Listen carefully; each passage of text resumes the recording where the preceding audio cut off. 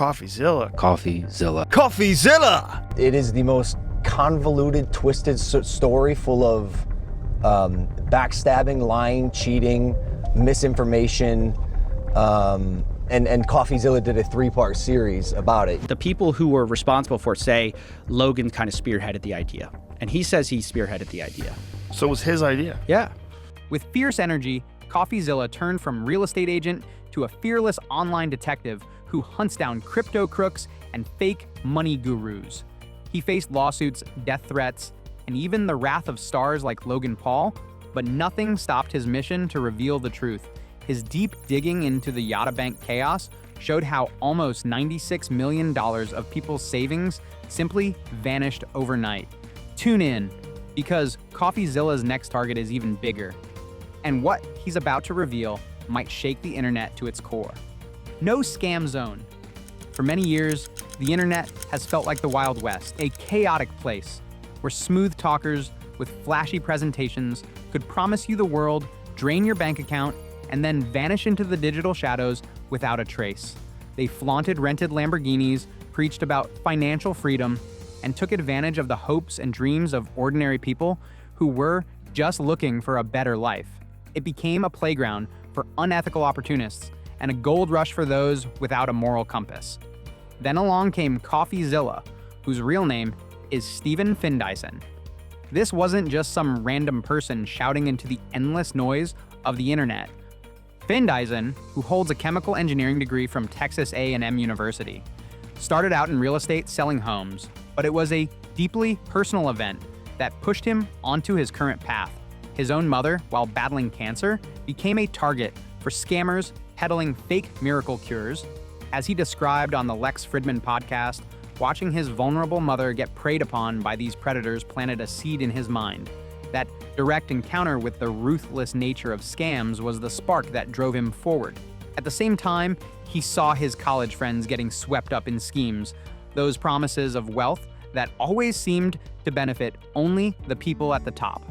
Findyson realized something was seriously wrong, and unlike most people, he decided to dig deep and take action. Ends up not being about the product at all, and ends up entirely being about recruiting new people to recruit new people to recruit new people. That's the real way to make money in multi-level marketing. He launched his YouTube career with a channel called Coffee Break, but it was when he rebranded as Coffeezilla and focused sharply on the fast-growing world of cryptocurrency, decentralized finance, and influencer-promoted financial products that he truly discovered his purpose and built a massive audience. Coffeezilla wasn't simply giving commentary, he was investigating. He used animated graphics to explain complex scams and even introduced a robotic bartender sidekick named Maxwell to add some humor and style to his videos. More importantly, he felt a powerful sense of responsibility to uncover these schemes because, honestly, who else was taking on these shady operations with such determination at the grassroots level? His drive wasn't just about attracting views, it was about making an impact and holding powerful or anonymous figures accountable for their actions. Stop spamming. I'm not a scammer, bro. Why do you keep spamming? Bro, I'm not a scammer, dog. I made a little mistake, that I wish I never did, but I'm not a scammer, bro. Coffeezilla's approach goes far beyond superficial takedowns. He is thorough and methodical. As he explained on the Lex Fridman podcast, his investigative process involves prioritizing new information, interviewing real people who are involved rather than just scanning websites, digging into blockchain data to trace the flow of money in crypto scams, and consistently trying to get a response from the subjects of his investigations. He understands the weight of his words and the importance of getting the facts right, especially now that his platform reaches millions of people. This isn't merely a hobby for him, it's more like a crusade, and every crusade needs its adversaries. Coffeezilla has confronted a long list of them. One of his early investigations that drew major public attention was the infamous Save the Kids token. On the surface, it sounded noble. Influencers, including big names from the FaZe clan like FaZe K and the controversial Sam Pepper, urged their young fans to invest in a cryptocurrency that supposedly planned to donate to children's charities. What could possibly go wrong? As it turned out, everything went wrong. Coffeezilla dove into this mess and uncovered a textbook example of a pump and dump scheme. He carefully tracked crypto wallets and exposed a plot that was not about helping kids, but about making money for the promoters. According to Coffeezilla, the main players included Fraser Kay and his manager Jordan Galen. This wasn't a case of people making innocent mistakes. It was a calculated scheme.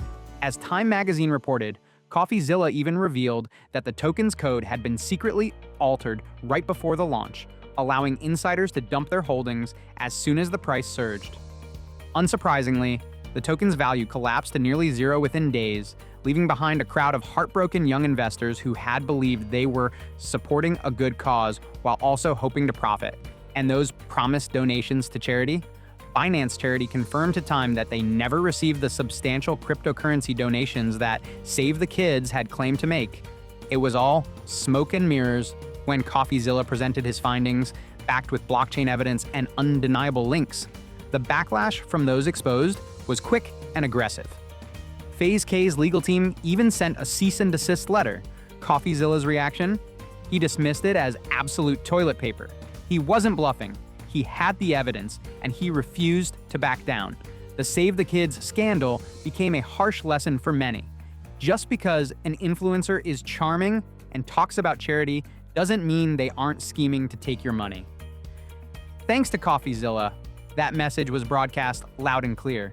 If Save the Kids was just the opening shot, then Coffeezilla's later investigations into projects like Logan Paul's CryptoZoo and the notorious SafeMoon token were full-scale attacks on the influencer-driven crypto hype machine.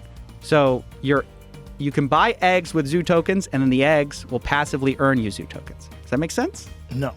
Logan Paul, one of the internet's biggest personalities, launched CryptoZoo, an NFT-based game that was supposed to let players buy, sell, and breed unique digital animal hybrids. The idea was vague, the promises were flashy, and the money started pouring in. But soon, the project fell apart.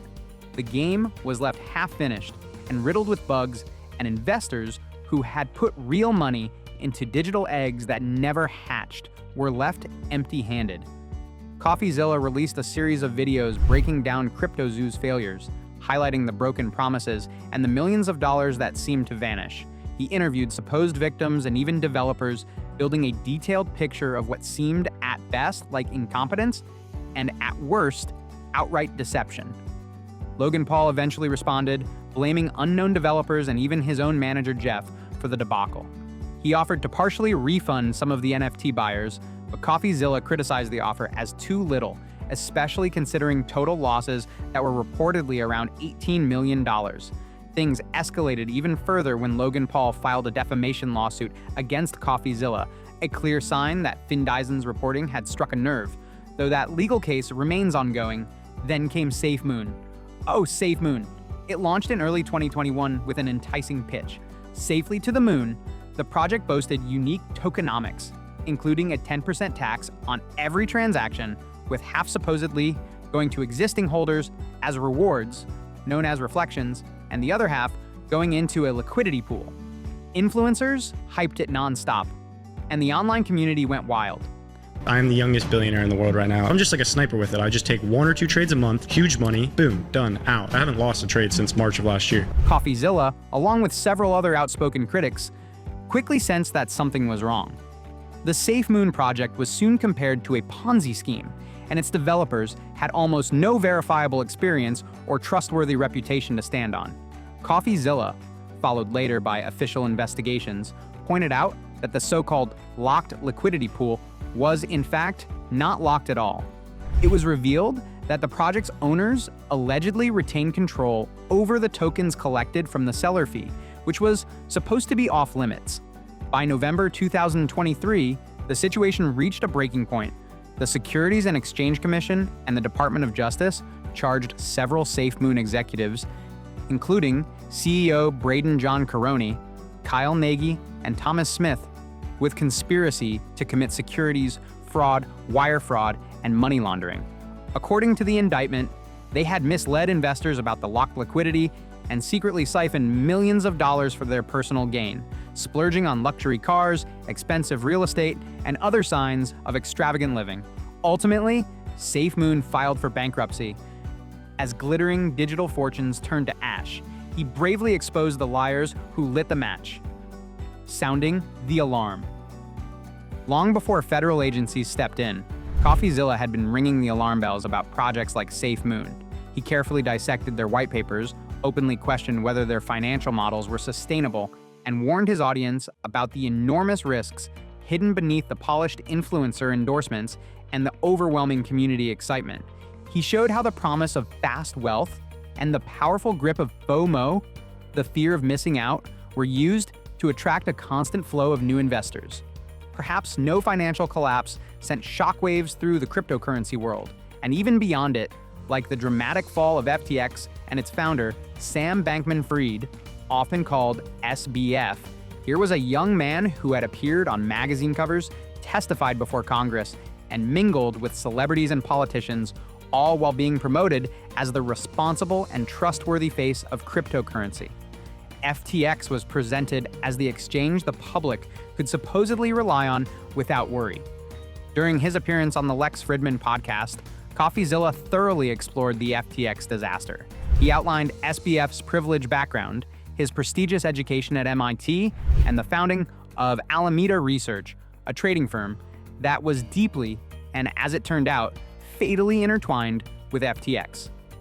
The collapse, which was triggered by a CoinDesk article exposing holes in FTX's balance sheet, and a tweet from Binance CEO CZ announcing plans to sell FTT, FTX's native token, unfolded with astonishing speed and devastation. However, Coffeezilla emphasized that the collapse did not happen overnight. He explained how FTX's value was dangerously tied to its own FTT token, which Alameda was using as collateral to secure enormous loans. Coffeezilla also pointed out the alleged mixing of customer funds, meaning that people's deposits on FTX were apparently being used by Alameda for highly risky trades, despite FTX's official promises that client assets were protected. When asked for an explanation, SBF claimed he was unaware of the details, blaming accounting mistakes for the missing $8 billion and shifting blame onto Alameda. Coffeezilla was not convinced. He described SBF as possibly a mix of insane and evil, questioning how a CEO could be so uninformed as his company collapsed under what appeared to be widespread fraud. Coffeezilla also examined the role of figures like Dan Friedberg, FTX's chief regulatory officer, who had previously been linked to companies accused of hiding fraud. The downfall of FTX was not just about financial losses. It was a devastating blow to the already fragile trust in the crypto world. Prestigious venture capital firms like Sequoia had publicly praised SBF, lending a false sense of legitimacy that ultimately collapsed. Coffeezilla's relentless investigation and clear explanations of SBF's often confusing defenses helped millions of people grasp the scale of the alleged wrongdoing.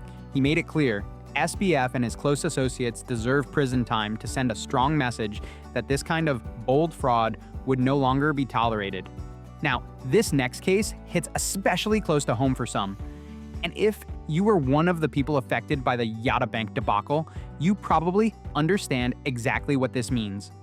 Yotta began with an intriguing idea: prize-linked savings. The concept was simple. You save money, and in return, you earn chances to win prizes, like a lottery, but without risking your initial deposit. It was a form of gamified finance meant to make saving fun, and it was heavily promoted by popular YouTubers like Graham Stephan and Markiplier. On paper, it all sounded promising. Yotta itself was not technically a bank. It was a fintech company that partnered with Synapse, a banking-as-a-service provider which worked with FDIC-insured banks like Evolve Bank and Trust to hold customer deposits. With so many layers, what could possibly go wrong? As Coffeezilla painstakingly explained in his video, titled "The Bank That Won't Let You Withdraw," a lot went wrong, and fast. Customers suddenly found their accounts frozen, unable to access their own savings.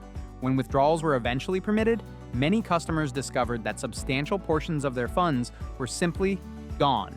Coffeezilla's investigation uncovered a tangled mess of conflicting ledgers between Synapse and Evolve Bank, with estimates suggesting that as much as $96 million in customer funds had effectively vanished. Coffeezilla did not merely report what was already known. he dug into internal financial records, alleging that Evolve Bank had been charging customers improper fees for years.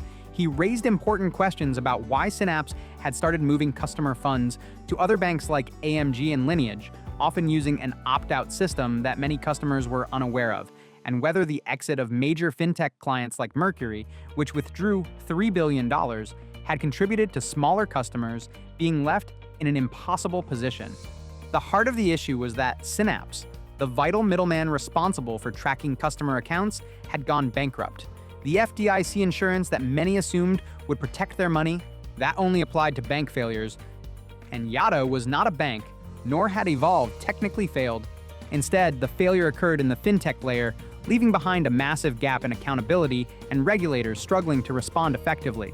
Coffeezilla's coverage highlighted the heartbreaking stories of customers watching their life savings disappear, receiving insultingly small compensation offers, and feeling utterly abandoned by the system. It served as a stark warning about the hidden dangers of the shiny, fast-moving world of fintech, where complicated partnerships and little-known technical arrangements can leave ordinary consumers exposed to enormous risks. So, what exactly drives a person to spend countless hours digging through complex blockchain records, challenging aggressive legal threats, and standing up to some of the internet's most adored and sometimes most dangerous figures? At the heart of Coffeezilla's work is the deep sense of outrage and injustice that was first sparked by his mother's experience as a victim of fraud. Over time, he began to see a troubling pattern. Vulnerable people, often desperate for help or a chance at success, were being ruthlessly exploited by individuals in positions of power and influence. His background in chemical engineering has likely been a valuable asset, equipping him with an analytical mindset and a sharp, evidence-based approach to his investigations. Coffeezilla is not someone who simply tosses out accusations for attention. Instead, he builds careful, detailed cases, connecting dots that many others either overlook or choose to ignore. His videos are far from dry or technical. They are compelling and engaging narratives that combine humor, clear explanations of complicated financial schemes, and a relatable sense of disbelief at the sheer boldness of many scams. Coffeezilla is unafraid to show his genuine frustration, his anger at the injustice he uncovers, and at times, even his satisfaction when it seems like accountability might finally be on the horizon, as he described during his coverage of the FTX trial. However, this work does not come without real risks. Coffeezilla has faced threats of lawsuits, endured the violation of being doxxed, and regularly deals with waves of online harassment from angry followers of the individuals he exposes. Yet despite these dangers, he continues his mission. Why? Because with each investigation, with every scam he unravels, Coffeezilla empowers thousands, if not millions, of viewers with the knowledge they need to protect themselves. He is helping to build a global community of more skeptical, better informed consumers, while sending a powerful message to the scammers lurking online. You are no longer operating in the dark, you are being watched. Coffeezilla has evolved into much more than just a YouTuber. He has effectively become a kind of unofficial consumer protection agency for the digital age, a crowd-powered fraud investigator working in spaces where traditional regulators are often too slow or too overwhelmed to act. He shines a harsh and unforgiving light on the darkest corners of the internet, exposing how deception works and giving victims a long overdue voice. Is his style intense and at times aggressive? Certainly. Is he confrontational? Without a doubt. But in a world increasingly dominated by smooth-talking influencers and shady operators promising easy wealth, perhaps that is exactly what is needed. Someone unafraid to flip the table, metaphorically or even literally, by picking up the phone and directly calling out the people behind these schemes, just to make sure the world pays attention. As legal threats mounted and AI fueled new deceptions, Coffeezilla's quest for truth plunged him into an even deadlier game: the deadly price of exposing power. The landscape of scams is constantly changing. As Coffeezilla himself observed in The Fraud Chronicles, the rapid rise of artificial intelligence is making scams cheaper to produce and far harder to detect, meaning the fight against fraud is far from over. But with determined investigators like Coffeezilla on the front lines, scammers know that their worst nightmare is already out there, documenting, exposing, and waiting to dismantle their next crooked venture. While Coffeezilla's early investigations into high-profile disasters like the collapse of Sam Bankman-Fried's empire and the SafeMoon debacle laid a critical foundation for his reputation, his more recent activities show how he is adapting to an ever-changing digital battlefield. From tackling the murky world of AI-driven scams to standing up against the backlash of enraged influencers and exposing the shadowy universe of online gambling, Coffeezilla has widened his scope and deepened his reach. One of the most significant developments currently affecting Coffeezilla is the escalating legal battle with Logan Paul. Although Paul had previously threatened to sue over Coffeezilla's extensive reporting on CryptoZoo and appeared to back down after launching a partial NFT buyback program in January 2024. Reports from March 31st, 2025 indicate that Logan Paul's CryptoZoo lawsuit against YouTuber Coffeezilla moves forward, according to Decrypt. This lawsuit marks a serious new chapter in their conflict. If Paul follows through, it will represent one of the most high-profile legal challenges Coffeezilla has faced, and it may even set important precedents regarding the freedom and limitations of online investigative journalism. Beyond the courtroom, Coffeezilla has also plunged into the complex and fast-evolving world of artificial intelligence and its potential for deception. In May 2024, he turned his investigative eye toward Rabbit, an AI company behind the R1 device. Coffeezilla raised serious concerns about Rabbit's ties to a failed $6 million NFT project called Gamma, which was led by Rabbit's CEO, Jesse Liu. He questioned the company's claims about Gamma's promises, including plans for a carbon-negative cryptocurrency, and accused Rabbit of downplaying its past failures. Rabbit responded by insisting it had been transparent during its rebranding and that GAMA was never abandoned, but had instead been open-sourced. This marked Coffeezilla's expansion into a new investigative frontier, not just exposing financial fraud, but also examining the hype cycles and questionable claims emerging in the booming AI sector. The latter half of 2024 saw Coffeezilla come under particularly aggressive attack. In October, while investigating Andrew Tate's promotion of a meme coin called Daddy, Coffeezilla reached out to Tate with a series of questions. Tate's response was to dox him, leaking Coffeezilla's email address to his massive online audience and encouraging them to flood him with abusive messages. This incident highlights the very personal risks that come with challenging, powerful, and unpredictable internet personalities who command fiercely loyal and often hostile followers. It's a stark reminder that Coffeezilla's work involves confronting not just faceless corporations, but individuals capable of turning their platforms into weapons. In December 2024, Coffeezilla released another major investigation, this time into the shadowy world of Counter-Strike skin gambling. His video, titled "I Got Bribed by Casinos, so I Exposed Them Instead," unpacked the intense rivalry between CSGO Empire founder Monarch and CSGO Roles founder Killian. Coffeezilla explained how these largely unregulated online casinos operate by using in-game digital items for high-stakes gambling.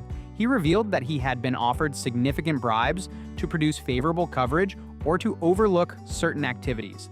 Instead of accepting the money, Coffeezilla publicly refused the offers and exposed the inner workings of this niche but highly profitable underground market, further proving his commitment to integrity. Continuing his hands-on investigative style, in February 2025, Coffeezilla conducted and published an interview with Hayden Davis, the CEO behind the controversial Libra cryptocurrency. During the interview, Davis reportedly admitted to personally profiting around $113 million from the project, while at the same time denying allegations that Libra was a rug pull scam. By presenting these interviews, Coffeezilla allows his audience to hear directly from the accused, often revealing more through their explanations and body language than through simple denials, a journalistic strategy he has increasingly used to deepen the impact of his investigations. Underpinning these diverse investigations is Coffeezilla's evolving production style. An article by VP Land in January 2024 provided a rare glimpse inside Coffeezilla's $10 million virtual production studio. While the monetary figure is likely a conceptual or humorous valuation of his sophisticated setup, the piece detailed his use of virtual worlds and advanced graphics to create immersive and engaging narratives. This investment in production quality distinguishes his work and helps make complex investigations accessible and compelling to a broad audience, effectively turning detailed financial sleuthing into must-watch content. Coffeezilla's work in this recent period demonstrates a broadening scope. He's not just the crypto scam guy anymore. He's tackling AI hype, online gambling empires, and the direct retaliatory actions of powerful internet figures. The potential renewal of legal pressure from figures like Logan Paul, combined with aggressive tactics like doxing, indicates that as Coffeezilla's influence grows, so too does the resistance from those he exposes. His continued operation in this high-stakes environment serves as a crucial, independent check on an increasingly complex and often predatory digital world. The challenges are escalating, but so is Findyzen's commitment to unearthing the truth, one deep dive at a time. Is Coffeezilla a true hero exposing corruption, or has his aggressive style crossed the line into unnecessary drama? Who else is brave enough to take on this work?